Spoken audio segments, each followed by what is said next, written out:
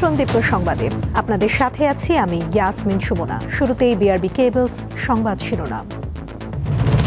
আজ পবিত্র ঈদে মিলাদুন্নবী, মহানবীর জন্মদিন স্মরণে সারা দেশে নানা আয়োজনের প্রস্তুতি।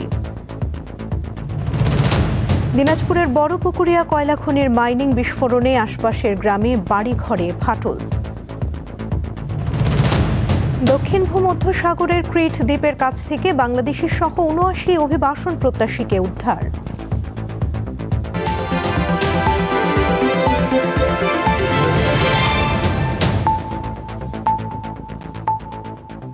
এবারে বিস্তারিত। আজ পবিত্র ঈদে মিলাদুন্নবী, মহানবী হজরত মুহাম্মদ সাল্লাল্লাহু আলাইহি ওয়াসাল্লামের জন্মদিন। ৫৭০ খ্রিস্টাব্দের ১২ই রবিউল আউয়াল অর্থাৎ আজকের এই দিনে তিনি আরবের মক্কা নগরীতে জন্মগ্রহণ করেন। ৬৩ বছর বয়সে একই দিনে মহানবী ইন্তেকাল করেন। বাংলাদেশে সহ বিশ্ব মুসলিম সম্প্রদায় এই দিনটি ঈদে মিলাদুন্নবী হিসেবে পালন করে। ঈদে মিলাদুন্নবী উপলক্ষে রাষ্ট্রপতি মির্জা ফখরুল ইসলাম আলমগীর ও প্রধানমন্ত্রী তারেক রহমান পৃথক বাণী দিয়েছেন। তারা মহানবীর শান্তি, ন্যায়, সহনশীলতা, ভালোবাসা ও মানবিকতার আদর্শে উদ্বুদ্ধ হয়ে হিংসা, বিদ্বেষ, বিভেদ ও অন্যায় পরিহার করে শান্তি, সম্প্রীতি, সাম্য ও মানবিকতার ভিত্তিতে ন্যায়ভিত্তিক সমাজ ও রাষ্ট্র গড়ে তোলার আহ্বান জানিয়েছেন। ঈদে মিলাদুন্নবী উপলক্ষে আজ সরকারি ছুটি।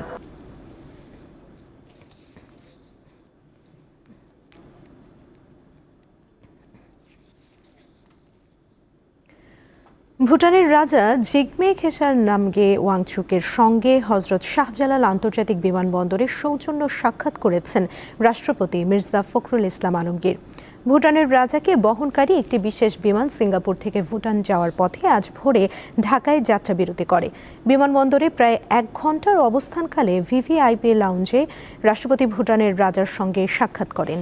তারা পারস্পরিক স্বার্থ সংশ্লিষ্ট বিভিন্ন বিষয় সৌহার্দ্যপূর্ণ আলোচনা করেন। এ সময় রাষ্ট্রপতি ভুটানের রাজা ও রাজপরিবারের সদস্যদের সুবিধাজনক সময়ে বাংলাদেশের রাষ্ট্রীয় সফরের জন্য আমন্ত্রণ জানিয়েছেন। ভুটানের রাজা বাংলাদেশের রাষ্ট্রপতি ও প্রধানমন্ত্রীকে তাদের সুবিধাজনক সময়ে ভুটান সফরের আমন্ত্রণ জানান। দিনাজপুরের বড়পুকুরিয়া কয়লা খনির মাইনিংয়ের প্রভাবে আশপাশের গ্রামের বাড়িঘরে ফাটল দেখা দিয়েছে। এতে আতঙ্কে দিন কাটাচ্ছেন স্থানীয়রা। ক্ষয়ক্ষতির নিরপেক্ষ জরিপ ও ক্ষতিপূরণের দাবি জানিয়েছেন তারা। ১৯৮৫ সালে দিনাজপুরের বড়পুকুরিয়া কয়লা খনির সন্ধান পায়। আমি যেখানে দাঁড়িয়েছি এই পর্যন্ত কিন্তু সরকার অধিগ্রহণ করেছে। ঠিক আমার বাম পাশের অংশটুকু কিন্তু সরকার এখন খালি চিহ্নিত করে রেখেছেন, তবে এখনো অধিগ্রহণ করেননি। কয়লা উত্তোলনের ফলে এখানে মাইনিং বিস্ফোরণের ঘটনা ঘটে। এই মাইনিং বিস্ফোরণের ঘটনার কারণেই এই এলাকায় কৃত্রিম ভূমিকম্পের সৃষ্টি হয়। প্রতিদিন কয়েকবার ভূমিকম্পর মতন এই এলাকা কেঁপে উঠে, যার কারণে এলাকার যে বসতবাড়ি সেটি কিন্তু বেশিরভাগই কিন্তু এলাকায় ফেটে গিয়েছে। এই ঝুঁকি নিয়ে তারা কিন্তু বসবাস করছে। এই কৃত্রিম ভূমিকম্প কয়লা খনি কর্তৃপক্ষ থেকে যে সৃষ্টি, এটি এমন কম্পন ভাই যে রুম থেকে ছেড়ে আমাদের দৌড় দিতে হয়। আমরা সন্ধ্যার পর যখন আমরা ঘুমাতে যাই মনে হয় আমরা আর সকালবেলা উঠবো না। বাইরে হইতে হইতে আর কি মনে হয় যে গায়ে পড়বে। ঘর বাড়ি থাকার অনুপযোগী একবারে। আমরা যেখানে আসি খুব কষ্টের মধ্যে আসি। কয়লা খনি কর্তৃপক্ষ, আমরা এর আগেও কথা বলছি, কিন্তু তারা ঠিক সঠিকভাবে পরিচালনা করে না। ঘুমাতে পারে না। ঝড় বৃষ্টি আসলে আমাদের ফাটল দিয়া পানি ভেতরে ঢোকে, ঘরের বাইরে বসে রাত কাটাতে হয়। কয়লা খনির যখন বোমা হয় তখন শব্দতে ঘর বাড়ি ভূমিকম্পের মতো কাঁপে। রেল ব্যবস্থা নিয়ে খুব চিন্তার মধ্যে আছি। কোথায় যাই, কি করি, সরকার আমাদের কোনো পদক্ষেপ নিচ্ছে না। আরো দুঃখজনক হলো যে এখানে আমাদের টিউবওয়েল আগে পানি উঠতো, সেই টিউবওয়েলের পানির ব্যবস্থা এখন পাওয়া যায় না। সাবমার্সিবল দিয়ে আমাকে পানি উঠাইতে হয়। কারেন্ট না থাকলে আমরা সে পানির কোনো উদ্দেশ্য পাই না, এবং এই পানির মধ্যে আর্সেনিক বা আয়রন অত্যন্ত বেশি, যেটা পান করার অনুপযোগী। যে বড়পুকুরিয়া বাজার সংলগ্ন বেশ কয়েকটি যে গ্রাম রয়েছে, এর মধ্যে বাঁশপুকুর, কালুপাড়া সহ বেশ কয়েকটি এলাকা কিন্তু ইতিমধ্যে দেবে গিয়েছে। কিছু গ্রাম আংশিক দেবে যাচ্ছে। এই এলাকার মানুষেরা বলছে দ্রুত সময়ের মধ্যে যদি এই এলাকার মানুষকে অধিগ্রহণের আওতায় আনা হয় তাহলে এই এলাকার লোকেরা অন্যত্র গিয়ে বসবাস শুরু করতে পারে। সুলতান মাহমুদ, দীপ্ত টেলিভিশন, দিনাজপুর, বড়পুকুরিয়া। নারায়ণগঞ্জে গ্যাস সংকটে বিপাকে পড়েছে নিটওয়্যার ও ডাইং শিল্প। কমে গেছে উৎপাদন, বাড়ছে লোকসান। সমস্যার দ্রুত সমাধানের দাবি শিল্প মালিকদের। নারায়ণগঞ্জে নিটওয়্যার কারখানার পাশাপাশি গড়ে উঠেছে ডাইং শিল্প, কিন্তু দীর্ঘদিনের গ্যাস সংকটে এখন এ দুই শিল্পই হুমকির মুখে। কারখানায় গ্যাসের চাপ প্রয়োজন 10 থেকে 15 PSI, অথচ মিলছে 5 থেকে 7 PSI। দিনের বড় সময় চাপ নেমে যাচ্ছে প্রায় শূন্যে। এতে অনেক কারখানায় উৎপাদন কমেছে শতকরা 50 থেকে 60% পর্যন্ত। বন্ধ হয়ে গেছে বেশ কয়েকটি প্রতিষ্ঠান। কাজ করতে পারতেছি না, আমাদের যে পরিমাণ প্রোডাকশনের দরকার ওই পরিমাণ প্রোডাকশন হচ্ছে না। অন টাইমে যে স্যালারি দিব, অন টাইমে শিপমেন্ট করব, আদৌ কোনো কিছু করা যেতেছে না। এই ব্যবসার উত্তরণের জন্য আগে যেসব অসুবিধাগুলো ছিল, প্রতিবন্ধকতা ছিল, সেগুলো দূর করবে এবং এই ব্যবসাটা যাতে আরো স্মুথভাবে চলে সেটার সমস্ত ব্যবস্থাগুলো সরকার করবে। এ অবস্থায় গ্যাসের বিকল্প হিসেবে ডিজেল জেনারেটর ব্যবহার করতে হচ্ছে, যা ব্যয়বহুল। ডাইং শিল্পে মাঝপথে গ্যাস বন্ধ হলেই নষ্ট হয় কাপড়ের মান, ফলে টিকে থাকাই কঠিন হয়ে পড়েছে বলে জানান ব্যবসায়ীরা। আমরা টোটাল উৎপাদন বলে চলে বন্ধ অবস্থায় আমরা শ্রমিকদেরকে বসিয়ে আমরা বেতন দিচ্ছি। এই যদি দীর্ঘায়িত হয় তাহলে কিন্তু শুধু আমাদের এই শিল্প না, দেশের অর্থনৈতিক একটা বিপর্যয়ের মধ্যে পড়বে। অনেক কারখানায় গ্যাস সংকটের নেতিবাচক প্রভাব পড়ছে বলে জানান বিকেএমইএ সভাপতি। সরকার যেন আমাদেরকে সুনির্দিষ্ট একটা দিক নির্দেশনা দেয়, আমরা কি করব। আমরা কি ভবিষ্যতে ইন্ডাস্ট্রিয়ালাইজেশনের ক্ষেত্রে আমরা কি গ্যাসের উপর নির্ভরশীল থাকবো, নাকি অল্টারনেটিভ আমরা অন্য কোনো এলপিজি অথবা আমাদের সোলার অথবা আমাদের যে কোল বেস বয়লারের দিকে আমরা যাব। শিল্প মালিকদের আশঙ্কা, দ্রুত গ্যাস সংকটের সমাধান না হলে উৎপাদন ও রপ্তানিতে আরও বড় ধাক্কা আসতে পারে। কাউসার আহমেদ, দীপ্ত, বার্তাকক্ষ। দর্শক, এর আগে যেমনটি জানাচ্ছিলাম, আজ পবিত্র ঈদে মিলাদুন্নবী। এই উপলক্ষে দিনাজপুরে চলছে নানা আনুষ্ঠানিকতা। এ বিষয়ে জানাতে যোগ দিচ্ছেন সহকর্মী সুলতান মাহমুদ। সুলতান, পবিত্র ঈদে মিলাদুন্নবী ঘিরে এই মুহূর্তে কি আনুষ্ঠানিকতা চলছে জানাবেন?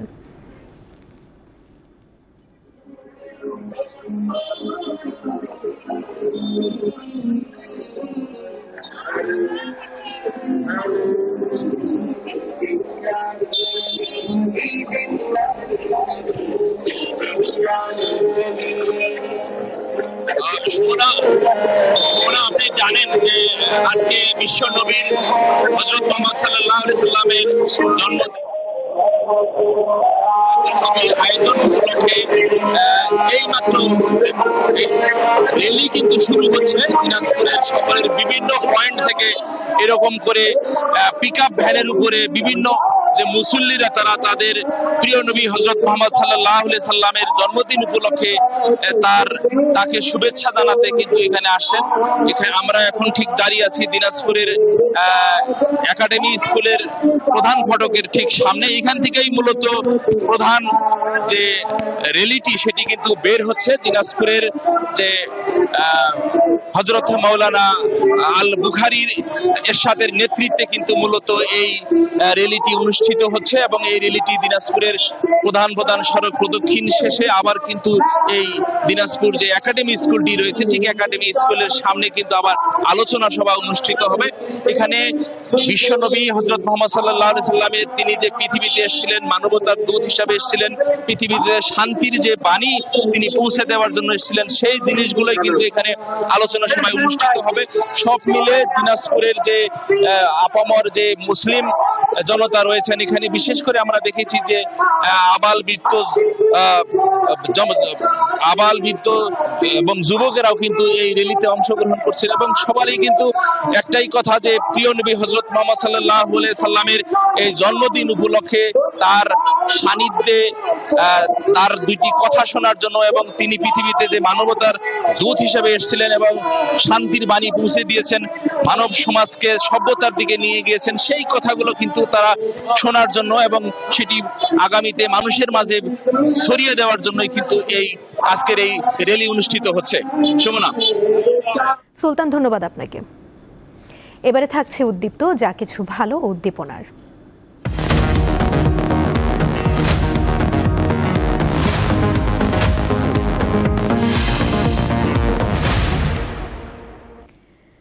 চাকরি, সংসার আর ব্যস্ত জীবনের মাঝেও নিজের স্বপ্ন ভুলে যাননি খাগড়াছড়ির শিক্ষক মোহাম্মদ রাজন মিয়া। তিনি ছুটে চলেছেন স্বপ্ন পূরণের দৌড়ে। এর মধ্যে ২৯ ঘন্টায় ২১৪ কিলোমিটার দৌড়ে অর্জন করেছেন তৃতীয় স্থান। এবার আয়রনম্যান জয়ের লক্ষ্য তার।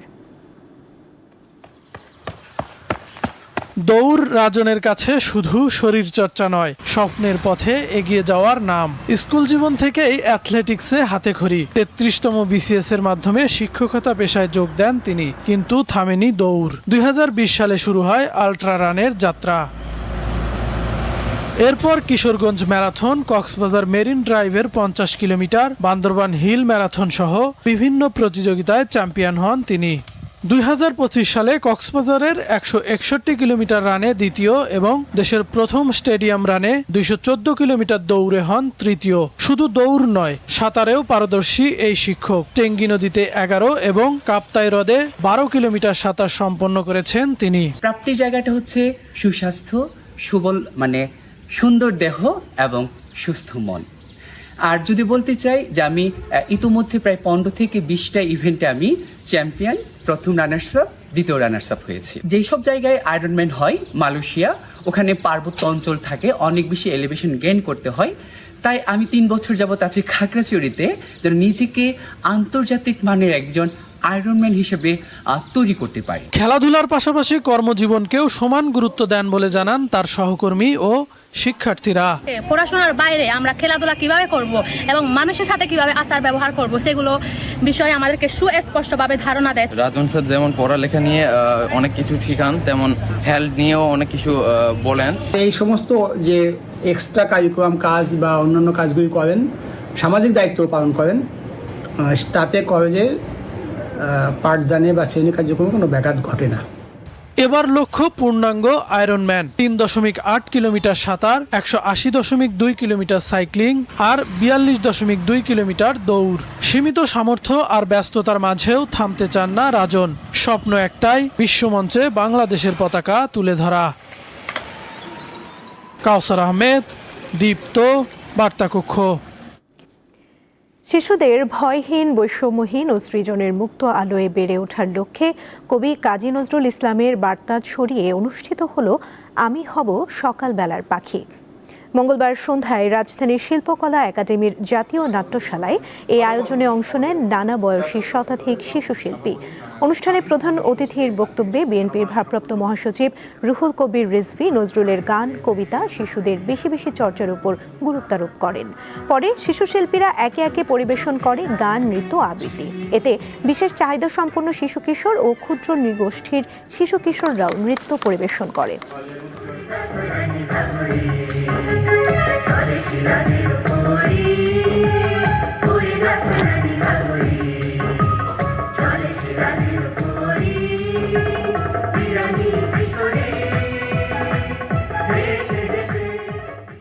একেবারে শূন্য থেকে শুরু করে বিটোপিয়া গ্রুপ দেশের অন্যতম আইটি প্রতিষ্ঠানে পরিণত হয়েছে। বর্তমানে এর কর্মী সংখ্যা প্রায় ৫,০০০। এই গ্রুপের অধীনে কৃত্রিম বুদ্ধিমত্তা, ক্লাউড সলিউশন এবং ডেটা সেন্টারের মতো নতুন সেবা যুক্ত হয়েছে। যুক্তরাষ্ট্র, যুক্তরাজ্য, কানাডা, জাপান ও ব্রাজিল সহ অন্তত ৮০টি দেশে বিটোপিয়া গ্রুপের কার্যক্রম বিস্তৃত।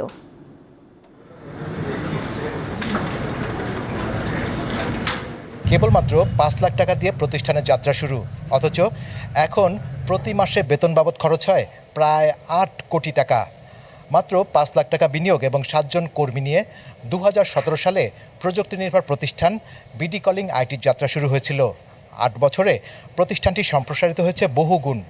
কিভাবে এই সফলতা আসলো, চলুন সেই গল্পই শুনি।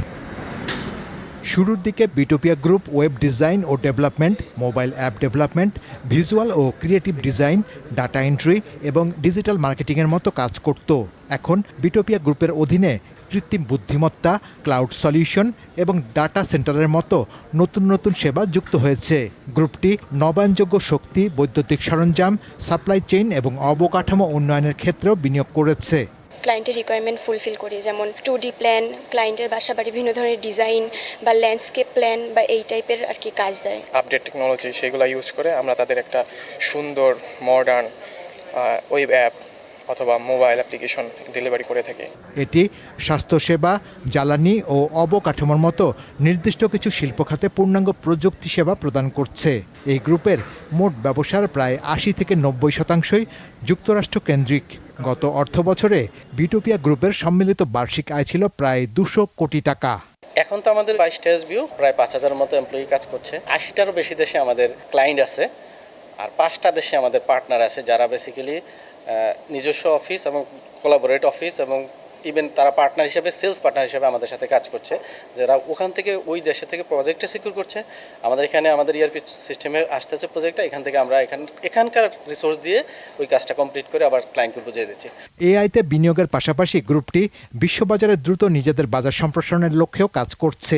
একই সাথে তারা অন্যান্য স্থানীয় প্রযুক্তি প্রতিষ্ঠানের পণ্য আন্তর্জাতিক বাজারে পৌঁছে দিতে চায়। আমরা স্পেশালি একটা আলাদা সার্ভিস দিচ্ছি, সেটা হলো এআই অটোমেশন, এবং এআই দিয়ে আপনার টোটাল অর্গানাইজেশনের ইফিসিয়েন্সি বৃদ্ধি করা। সো এই জায়গাটাতে আমরা ফোকাস করে এখন প্রায় 600-এর মতো এআই ডেভেলপমেন্ট নিয়ে আমরা কাজ করছি। এক ঝাঁক নিবেদিত প্রাণ, দক্ষ ও সৃজনশীল কর্মী নিয়ে দেশের রপ্তানি বাজার আরও এগিয়ে নিতে চায় বিটোপিয়া গ্রুপ। শাহরিয়ার ইমন, দীপ্ত সংবাদ, ঢাকা। আন্তর্জাতিক প্রসঙ্গ। দক্ষিণ ভূমধ্যসাগরের ক্রিট দ্বীপের কাছ থেকে বাংলাদেশি সহ ৭৯ অভিবাসন প্রত্যাশীকে উদ্ধার করা হয়েছে। ইউরোপীয় ইউনিয়নের একটি ড্রোন সমুদ্রে ভাসমান 2 নৌকার অবস্থান শনাক্ত করে। পরে সেখানে অভিযান চালিয়ে নৌকা দুটিতে থাকা অভিবাসন প্রত্যাশীদের নিরাপদে উদ্ধার করা হয়। উদ্ধার হওয়া ব্যক্তিদের মধ্যে অন্তত 2 নারী ও 2 শিশু রয়েছে। তাদের মধ্যে বাংলাদেশি নাগরিকের পাশাপাশি যুদ্ধবিধ্বস্ত সুদানের নাগরিকও রয়েছে। সাম্প্রতিক সময়ে ক্রিট ও কাছের গাভাদোস দ্বীপ গ্রিসে প্রবেশের অন্যতম গুরুত্বপূর্ণ অভিবাসন রুটে পরিণত হয়েছে।